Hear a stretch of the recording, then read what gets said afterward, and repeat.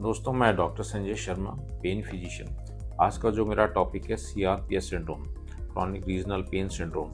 इस दर्द के अंदर से पेशेंट होता है, वो मिडिल एज भी हो सकता है, यंग एज में भी हो सकता है और ओल्ड एज के अंदर भी हो सकता है। इसमें बेसिकली जो हमारी जो नर्व्स होती हैं, जो सेंटर होता है हमारा, जो ब्रेन से नीचे जो स्पाइनल कॉर्ड आती है, उससे जो नर्व्स निकलती है, वो नर्व्स इसके लिए रिस्पॉन्सिबल होती हैं। उसमें पेशेंट को इनिशियली जो दर्द आता है वो फेस के ऊपर की साइड से आता है और फेस के ऊपर की साइड से होता हुआ कंधे पे पहुंचता है। ऊपर छाती के साइड में भी आ सकता है, नीचे आर्म में भी आ सकता है, नीचे हाथ में भी पहुंच जाता है। और कई बार पेशेंट को ऐसा महसूस होता है कि उसको छाती के ऊपर दर्द आ रहा है कि ये मेरे को तो हार्ट की प्रॉब्लम तो नहीं है।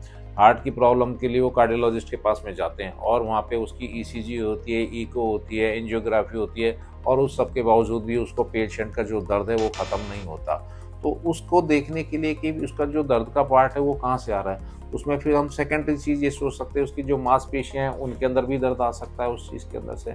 उसको कंधे के अंदर भी दर्द आ सकता है क्योंकि नर्व की सप्लाई तो ऊपर से नीचे आ रही है। जो हमारा स्पाइनल का जो सिस्टम है वो पूरा का पूरा एक नेटवर्क होता है। तो जब नीचे हाथों में भी पहुंच सकता है उसके अंदर से, तो कई बार पेशेंट को ऐसा भी होता है कि जलन होने लग जाती है, उसके अंदर से बर्निंग सेंसेशन आने लग जाते हैं और हाथ लाल हो जाता है, उसके हाथ के अंदर से ग्रिप भी नहीं रह पाती है। हाथ और हार्ट की जो धड़कन है वो भी बढ़ने लग जाती है। पेशेंट बड़ा अजीबोगरीब सा हो जाता है कि मुझे किस तरह की समस्या आ गई।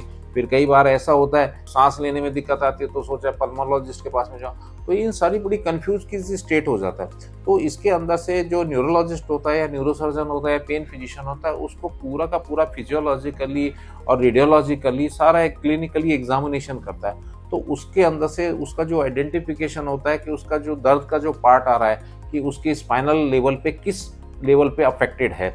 तो उसको देखने के लिए जो हमारी इन्वेस्टिगेशन होती है, उसकी एक्सरे हो गया, आपकी MRI होगी, आपका CT स्कैन हो गया, NCV होगा, EMG हो गया, इन सारी स्टडीज़ को करने के बाद में फिर हम पहुंचते हैं, क्योंकि पेशेंट को पता नहीं है कि मुझे राइट डॉक्टर कौन है जो इस चीज़ को आइडेंटिफाई करेगा और हमारे इस दर्द का पूरा निदान करेगा।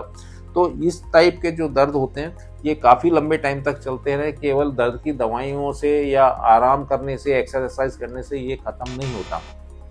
यदि आपको इस तरह की समस्या जो काफ़ी लंबे टाइम से, जिसमें इस तरीके के सिम्टम्स आते हैं कि हाथ के अंदर से झुनझुनाहट आ जाना, जलन हो जाना, लाल हो जाना और धड़कन बढ़ जाना, स्वेटिंग आ जाना, बेचैनी हो जाना, पसीना पसीना हो जाना, इन सब चीज़ों की यदि समस्या है तो एक क्वालिफाइड पेन फिजिशियन को दिखाएं। वो आपको राइट डायरेक्शन के अंदर से पूरा ट्रीटमेंट गाइड करेंगे।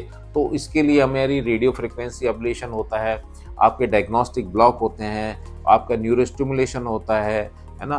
काफ़ी टाइप की जो टेक्निक्स हैं, इसमें ओपन सर्जरी की ज़रूरत नहीं होती क्योंकि ये सारा फिजियोलॉजिकली है। तो हमें उस चीज़ को कंट्रोल करने के लिए जो पेन फिजिशियन है वो अपने सर्जन और सारी टीम के साथ मिलकर इस चीज़ का डिसाइड करते हैं कि हमें कौन सा जो ट्रीटमेंट है वो उपयुक्त रहेगा। तो यदि आपके इस टाइप के यदि कोई पेशेंट हैं या कोई जान पहचान का जो इस समस्या से काफ़ी लंबे समय से ग्रसित है, तो उनको एक क्वालिफाइड फिजिशियन चेक करे और देखे और उसको तर्कसंगत उपचार बताए। Thank you.